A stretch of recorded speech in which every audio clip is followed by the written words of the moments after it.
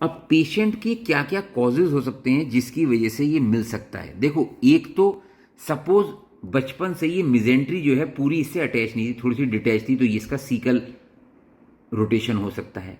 या कई बार सिग्मोइड कोल में क्रॉनिक कॉन्स्टिपेशन की वजह से इसकी वजह से ट्विस्ट हो गया। या कई बार प्रेगनेंसी में बच्चे ने, फीटस ने इतना प्रेस कर दिया इसको, इसकी वजह से ट्विस्ट हो गया। कई बार नैरो अटैचमेंट हो जाता है पेल्विक मीजोकोलन का, उसकी वजह से। कई बार बैंड्स की वजह से हो जाता है। तो इन सब की वजह से ये हो सकता है। तो पेशेंट की प्रेजेंटेशन हो गया पेन, वॉमिटिंग, डिस्टेंशन। अब जो सीकल वॉलस होता है, in cecal volvulus, radiological abnormalities are identifiable in nearly all patients but are often non-specific with cecal dilatation जो 90 to 100% मिलता है, और सिंगल एयर फ्लूइड लेवल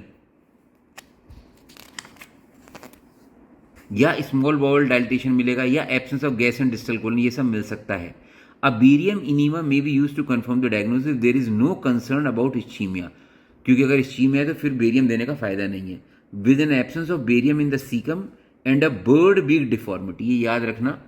तो अगर आपने बेरियम करा तो there is absence of barium in the caecum, caecum तक पहुंच नहीं पाएगा क्योंकि वहां तो वॉलस हो गया है।